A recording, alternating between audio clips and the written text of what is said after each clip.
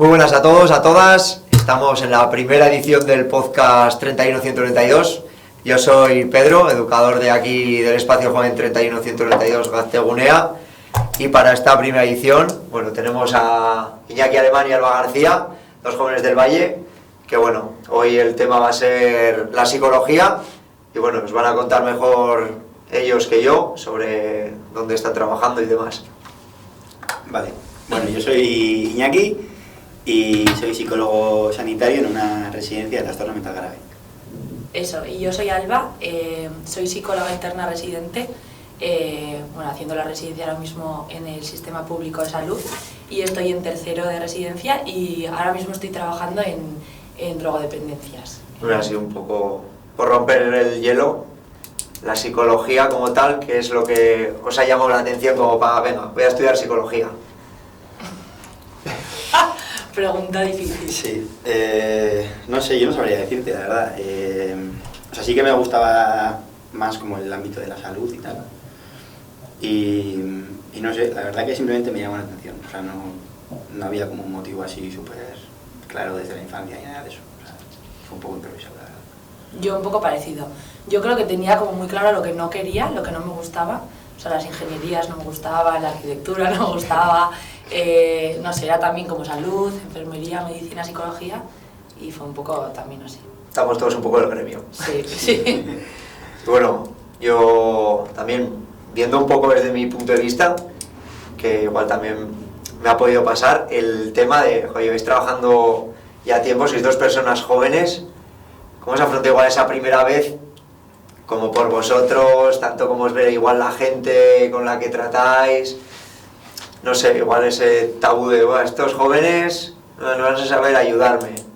Un poco como veis, o como lo visteis, o como se ve desde fuera también.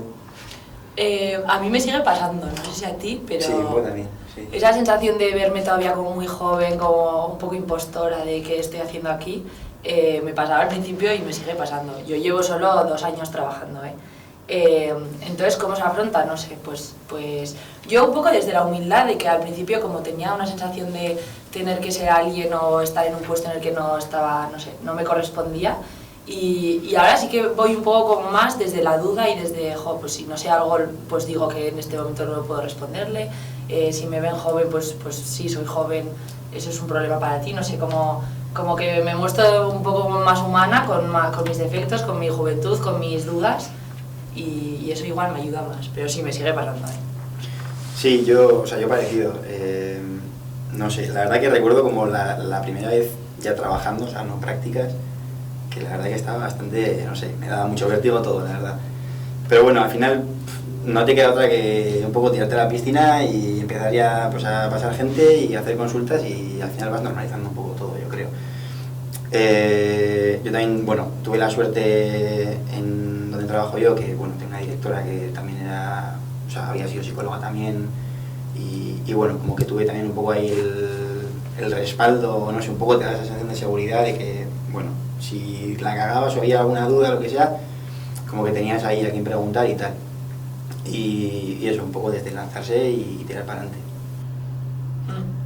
Luego, partiendo un poco de esto, de lo que has dicho tú sobre también el juego, igual no sé ahora mismo qué decirte, no sé qué, a eso la gente cómo se lo toma también, porque está como ese estereotipo de necesito, vengo a que me cures ya, quiero salir ya bien, quiero ponerme bien, quiero que sea rápido, o sea, el no entender igual que es un proceso largo, costoso, eso cómo lo afronta también la gente, o sea...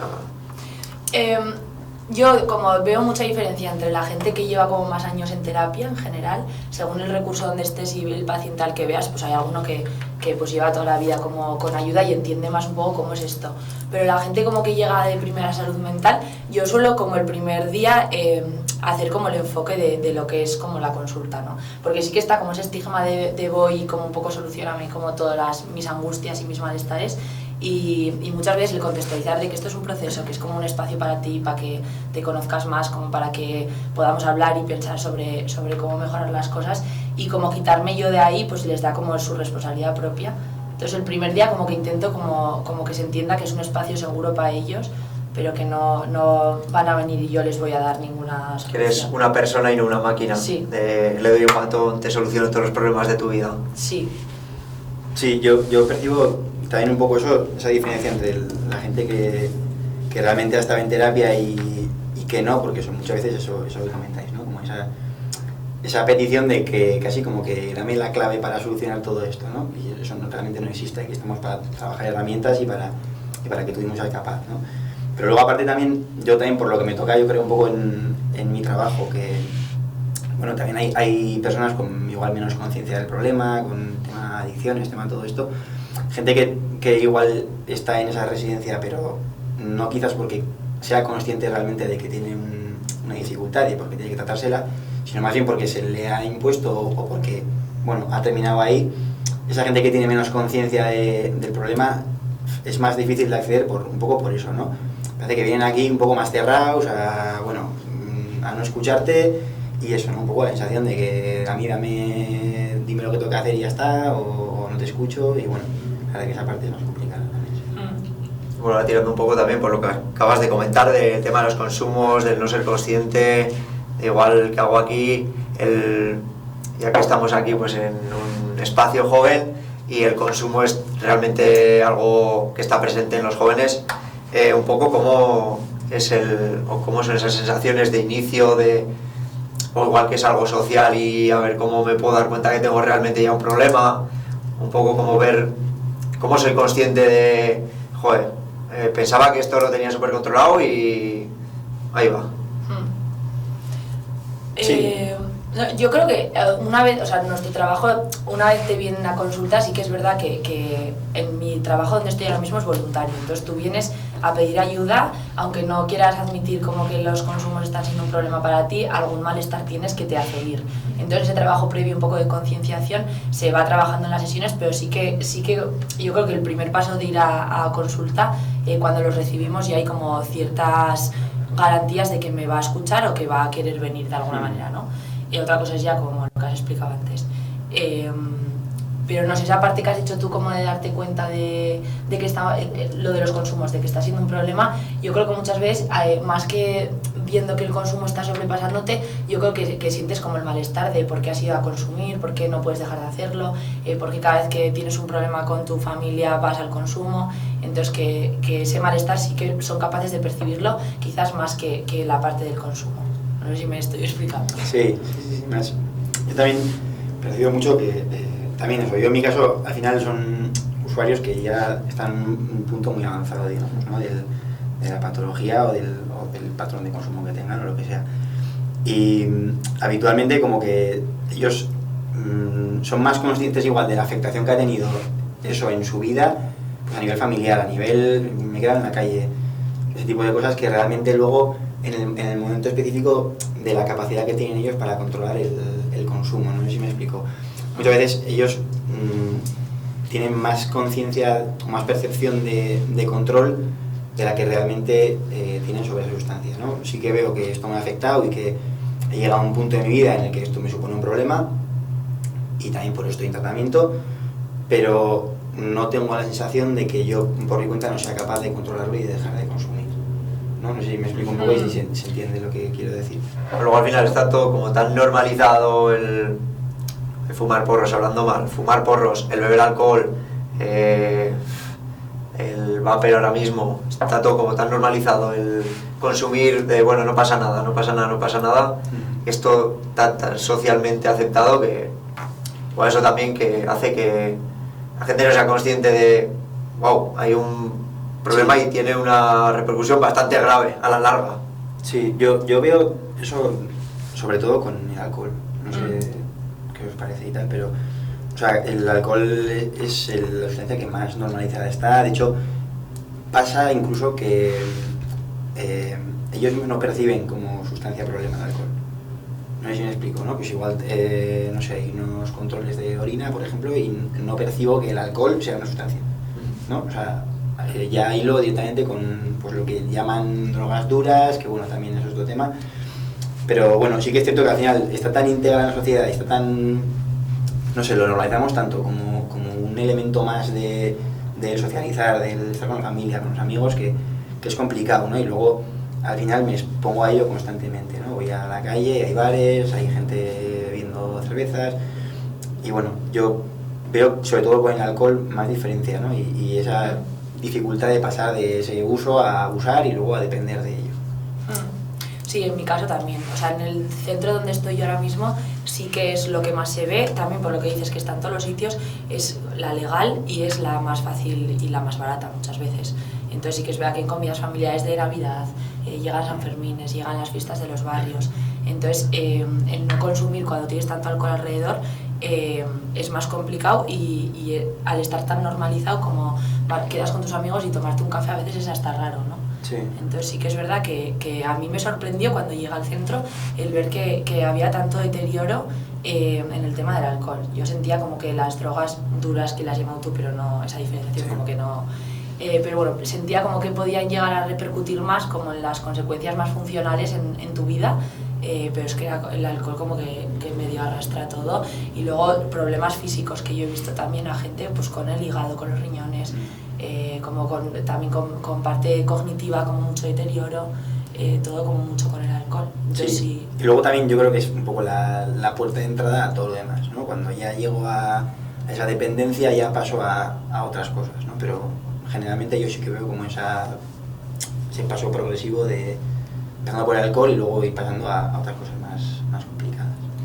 Sí que igual a más corto plazo parece como lo fácil, la solución rápida, pues a largo plazo, pues lo que decís, es la puerta fácil a pues ya pasar igual a algo más.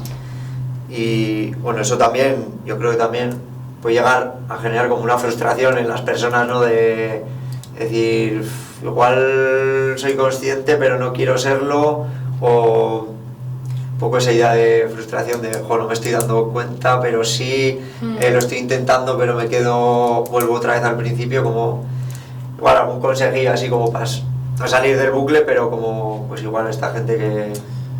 No sé si consejo, yo creo que también,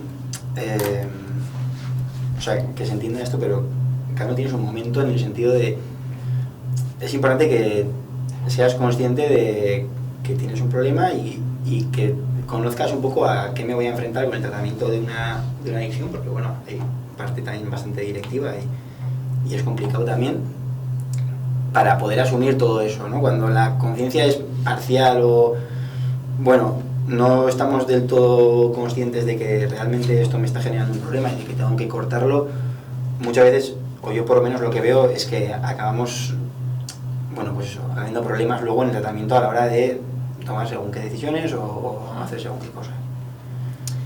Sí, yo creo que también la conciencia se trabaja mucho en terapia, ¿eh? O sea, llegan los pacientes muchas veces, pues lo que dices, como con mucha ilusión de control, con muchos sesgos a la hora de yo también he escuchado mucho el alcohol es un problema, pero los porros los controlo, y puedo no fumar porros, pero lo hago porque me tranquiliza. O sea, puedo dejar el alcohol, pero por ahora me salva. Entonces, todo esto es de lo que se trabaja. Entonces, simplemente con identificar que estás teniendo como alguna repercusión y dar el paso como de ir a que te ayuden, luego ya se trabaja todo esto, pues haciendo balances decisionales, la motivación al cambio, el entender pues que pues hay pasos como que dar, pero sí que creo como que todo eso se puede ir trabajando.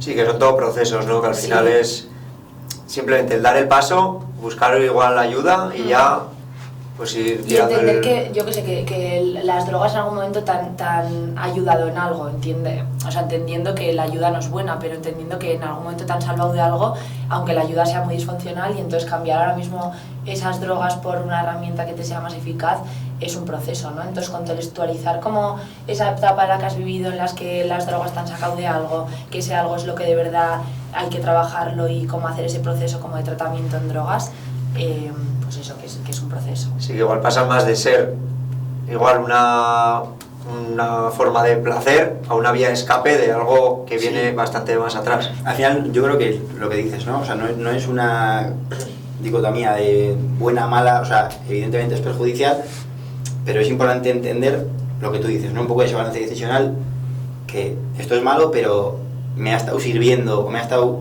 siendo funcional para algunas cosas. ¿Qué pasa? Que luego en términos generales es perjudicial, ¿no? Entonces tengo que encontrar de qué forma puedo suplir esa evasión que me produce o eso esa especie de muleta que me está sirviendo para evadirme de problemas o para afrontar según qué cosas.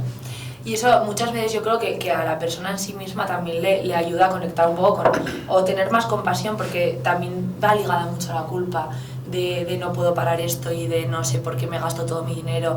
Lo que has dicho, pues hay situaciones muy complicadas a nivel social, pues hay gente que se queda sin casa, hay gente que pierde mucho dinero, y lo del juego también es otro tema. Entonces el entender como que en algún momento te ha ayudado a no tener vergüenza a la hora de hablar con gente, a cuando en casa todo iba mal poder escapar de eso, cuando estabas muy solo sentirte un poco menos solo, o sea que aunque luego tenga como mucha repercusión y luego el paciente lo ve a largo plazo, sí, a corto plazo te ha salvado en algún momento de algo que no iba bien. Entonces entender que ahí empezó, yo creo que te hace sentir un poco menos culpable y como que te motiva a poder buscar una vida más digna o no sé, otro estilo de vida, ¿no? Sí, luego para mí también, o sea, ahí de lo que decías es como importante cuando, o sea, para mí es muy diferencial cuando un poco trabajándolo y tal, ¿no? Pero llegan a entender un poco como cuál es el mecanismo de acción, ¿no? Porque muchas veces yo creo que lo que tú dices, ¿no? Esa misma culpa o ese mismo afrontar la situación a la que me ha llevado el consumo, me lleva otra vez al consumo, ¿no? Porque me veo a lo que he llegado y no soy capaz de afrontarlo, entonces vuelvo a recurrir a lo que me ha ayudado a sobrellevar esto, pero luego me meto más en el círculo, ¿no? Entonces, yo, por lo menos por lo que percibo también en mi trabajo, muchas veces son frustraciones del momento o del contexto las que me llevan a un poco una distorsión cognitiva que me acabo creyendo que, bueno, pues una vez lo controlo y ya salgo de esto y tal. Entonces, el entender que utilizar esa herramienta otra vez, que no es funcional y que me va a volver a hundir más en el pozo, cuando me doy cuenta de eso, tengo mucho ganado, yo creo, para poder afrontar y buscar una herramienta más funcional que no sea recurrir a consumir. Sí. Y desde ahí contextualizar un poco la recaída como un paso más en el proceso, porque muchas veces, has dicho tú, tiene que ser muy frustrante también, ¿no? Y la culpa como que se apodera mucho. Es que son muy normales las recaídas, o por lo menos lo que yo estoy viendo, es que ha sido una muleta que te acompaña mucho tiempo o poco tiempo, según la persona, está claro.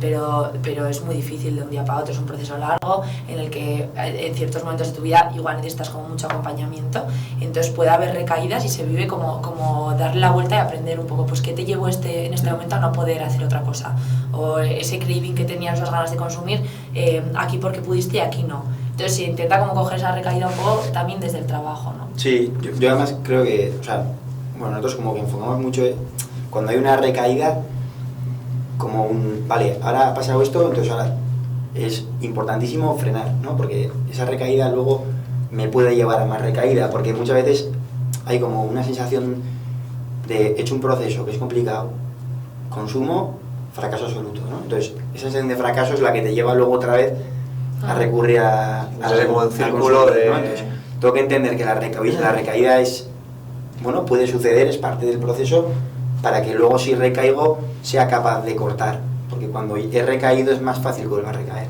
a corto plazo, digamos, ¿no? Luego tirando también un poco, ya más enfocado igual a jóvenes, el típico yo controlo, tanto, bueno, como habéis dicho, bueno, por hacer un poco la diferenciación de drogas duras, drogas blandas, entre comillas, el yo controlo con alcohol, yo sé beber, yo sé que controlo con los porros, tal, no te preocupes. Esa excusa, ¿no? Igual de no te preocupes que me puedo apañar. O sea, eso, ¿cómo igual explicas en la cabeza de una persona joven el buscarse como ese respaldo de yo controlo, no te preocupes, tal? O sea, yo creo que el momento en el que... No sé si se ha entendido, Sí. O sea, en el momento en el que ya te está afectando realmente a tu vida, ahí tienes que, bueno, pues que te salga una larvita en la cabeza, ¿no? No sé cómo decirlo.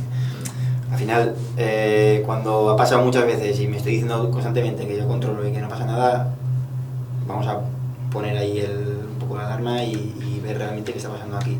También yo creo que el propio estigma que genera el tema de, bueno, pues las sustancias, la dependencia, todo esto, hace que muchas veces la gente no quiera ver un problema, ¿no? Creo que es más fácil entender que tengo según qué otras cosas que no que tengo una adicción, porque la adicción genera como un estigma o una sensación de que desde fuera me van a juzgar, entonces esto no lo voy a decir o lo voy a llevar en secreto, y a veces yo mismo me convenzo de que no pasa nada, yo lo estoy controlando, esto no es un problema, y al final va yendo a más, hasta que realmente hay que intervenir.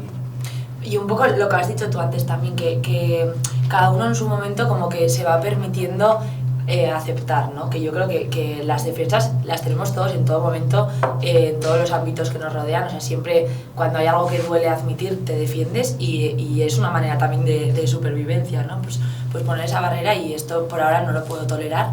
Entonces yo creo que llega el momento en el que empieza a pesar más los contras.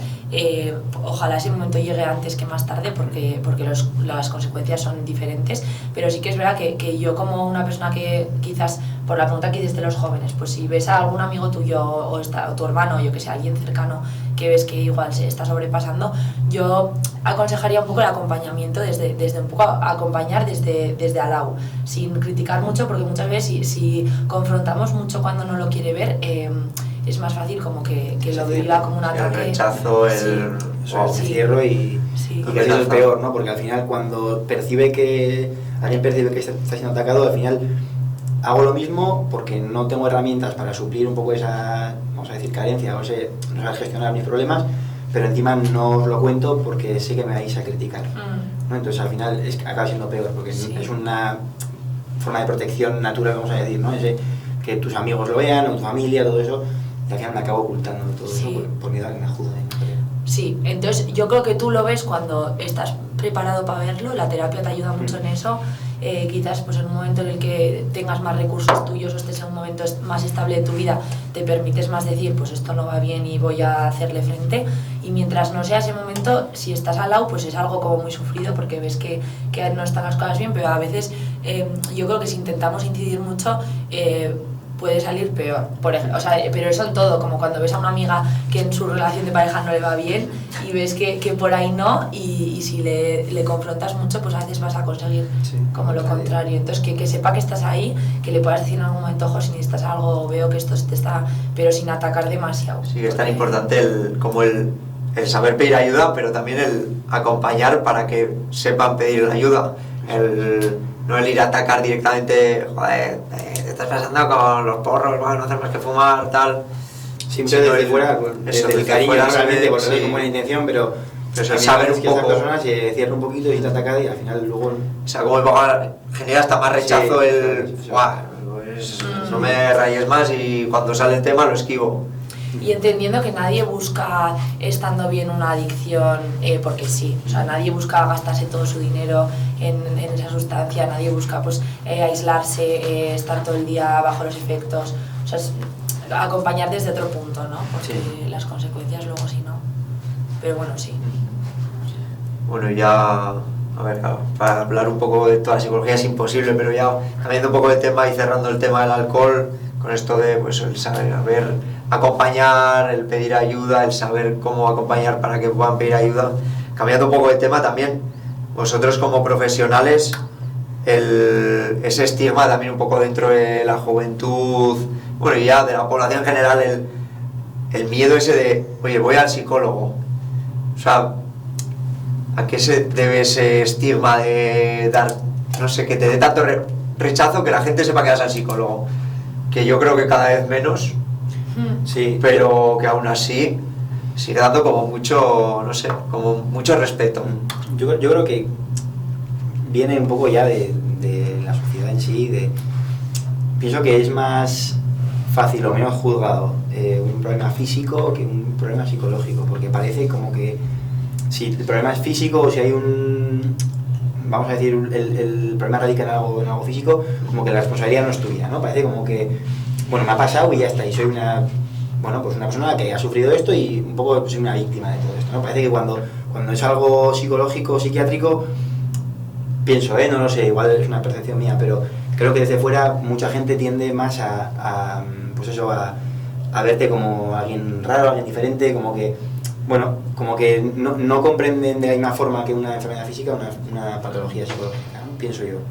No sé si me estoy explicando muy bien. Sí, que igual que te rompes el tobillo vas al traumatólogo, pues si pasa algo en la cabeza vas al psicólogo, psiquiatra, y es algo súper... Por lo menos, no sé tú, pero yo cuando estaba en prácticas en la uni y todo esto, joder, yo me acuerdo muchas veces de ir a, eso, pues al final estabas con la psicólogo en consulta y un montón de veces el paciente, el usuario no quería que estuvieras, ¿no?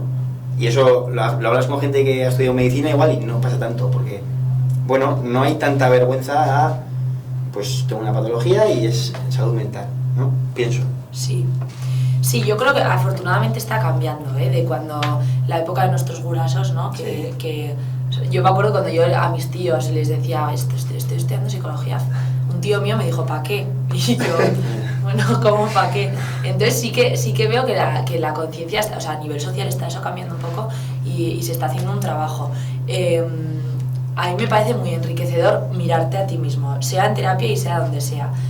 Yo, por lo menos desde que empecé a trabajar, empecé a ir a terapia como parte un poco de cuidarme a mí también en el trabajo. Sí que hay trabajos y trabajos, entiendo que alguno cargará más a nivel físico, emocional o como sea, y a mí me parece un espacio como muy importante como para conocerte, ver de dónde vienes, cuáles son como tus vulnerabilidades, lo que has vivido en tu vida y cómo un poco afrontar tus cosas para luego poder escuchar las del otro, ¿no? Entonces, sí que creo que a nivel social se está haciendo un trabajo y sí que creo que yo, por si puedo dar también como mi ejemplo, sí que a mí me está ayudando un poco a entenderme y a la hora de posicionarme también como profesional, pues ver lo que es mío, lo que es del paciente, lo que del paciente me está generando a mí algo por lo que yo traigo de la historia, ¿no?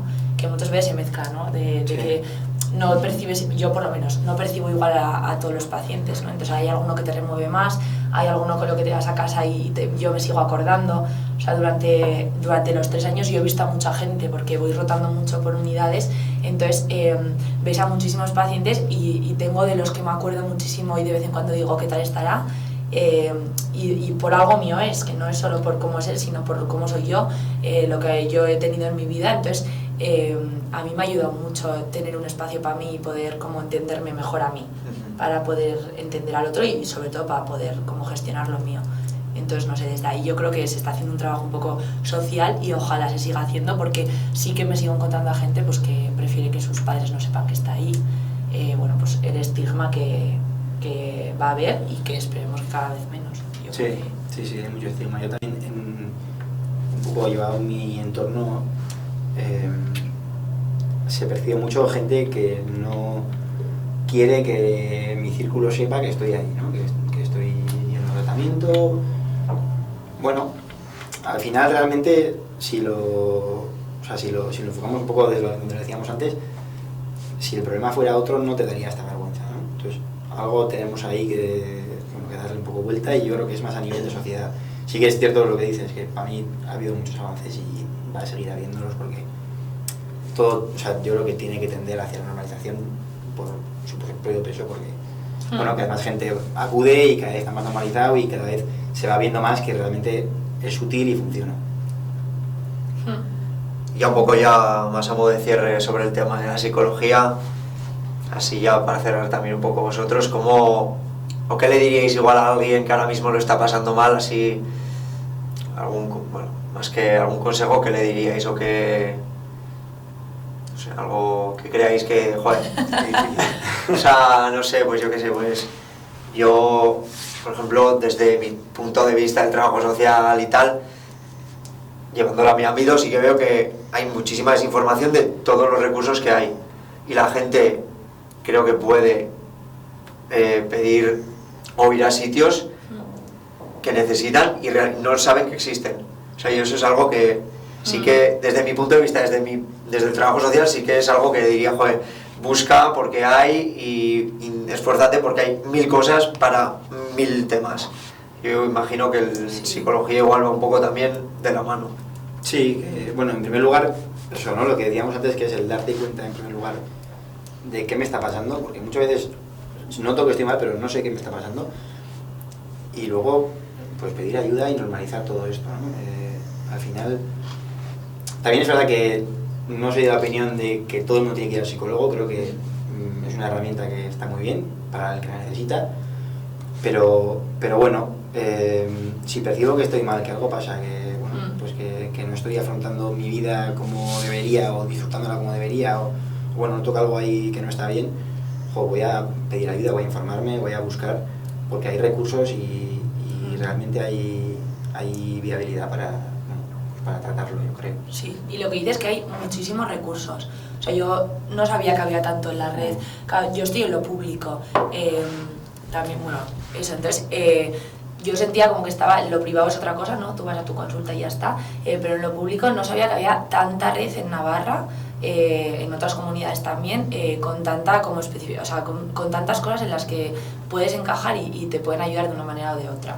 El tema que hemos hablado hoy de las drogas, existe un hospital de día donde estoy yo ahora mismo, puedes ir a esto privada, puedes estar donde está él. Hay como muchísimos recursos y sobre todo que estés acompañado de la manera en la que tú permitas o te apetezca, ¿no? Que igual el momento no es de ir a alguien que no conoces y contarle algo o ir a un recurso en el que no te ves. Hay momentos y momentos, hay casos y casos. No sé, o sea, no somos tampoco nadie aquí como para decir si estás mal, haz esto, porque ni idea, pero sobre todo que te cuides y que busques ayuda donde creas que la puedes encontrar, ya sea en familia, en amigos, en recursos. Está claro que como que hay mucha cosa, ¿no? Sí, además hay mucha cosa muy específica para diferentes casuísticas, yo creo, ¿no? O sea, no es voy al psicólogo, es, bueno, al psicólogo, al profesional que sea, ¿no? Pero también luego hay personas especializadas en diferentes áreas a las que vas a poder acudir. Entonces, eso, pues primero apóyate en quien creas que te puedes apoyar y luego desde ahí vamos a buscar soluciones. Sí, un poco también el entender igual que no se cura todo en un día y que es el adquirir herramientas para poder curarme, por así decirlo. Que también entienda un poco eso la gente. Sí. Y bueno, ya cerrando la psicología, vamos a hacer un poco un copy a algún programa y vamos a tirar 2 preguntas que vamos a intentar mantener en los programas que vayamos haciendo, que una es ¿quién os gustaría o a quién nomináis para que venga al próximo o a los siguientes, que os gustaría que estuviese ahí en vuestro lado? Y otra, a ver qué pregunta le queréis hacer a esa persona. Esto no lo hemos pensado, ¿no? Persona y pregunta, bueno, a esa persona o a la siguiente. Pues igual a la siguiente, no sé, decís, pues quiero que le preguntes esto y que pase un mal rato. Vale, yo digo a la persona y tú la preguntas. Eso está feo. Vale. Bueno, no, hemos pensado... Te pone en contexto todo eso. Vale. Eso, hemos pensado traer al siguiente podcast, porque nos parece muy interesante, a Dani Ruiz, un chico también del pueblo. Ya lo conoceréis en el próximo podcast. Nos parece un chico muy interesante que puede contar como cosas muy diferentes a lo que es la norma o lo que está como un poco establecido en el sistema como más normalizado. Entonces creo que ha tenido una vida como muy interesante, como muchas cosas importantes para poder contar, y creo que puede ser muy guay que... Le llamaré, le voy a llamar para que venga. Vale, creo que puede ser guay su historia un poco en general, ¿no? Entonces, ¿qué le podemos preguntar? A él o a la siguiente persona que venga, igual no puede dentro, o sea, igual viene otra persona antes y le queréis preguntar alguna cosilla. Vaya, pues cuántas, yo qué sé, cualquier... Alguna que hagas pasar mal el rato, ¿sabes? Como esta que os he soltado que no os había avisado. Ya, estás... Sí, esta ha sido un buen ejemplo de mal rato, sí. No sé, Sofía en blanco, ¿eh? Sí. Sí, es que quiero pensar en algo interesante, pero... Venga, vamos a preguntarle cuál ha sido el momento más difícil de su vida y el más bonito. No lo apunto. Muy buena, como psicólogo, ¿eh? Ya se le nota ahí. Y bueno, con esto, dar las gracias a los dos, a Iñaki y Alba, porque han dado el paso de romper el hielo el primer programa, que es muy complicado. El ponerse delante de las cámaras, que es muy complicado también. Teniendo en cuenta que no tenemos ni idea, estamos empezando a trabajar, sí. Nos sentimos muy impostores, no tenemos ni idea, nuestra experiencia... Sí, hombre, confiar un poco en vosotros, que sois 2 máquinas y eso. Y todo lo complicado que es plantarse aquí delante de 2 cámaras y ponerte a contar tu vida, tu trabajo y demás. Entonces, bueno, esto ha sido el primer programa. Espero que haya más y que la gente pues lo vea y le guste. y ya está. Un saludo.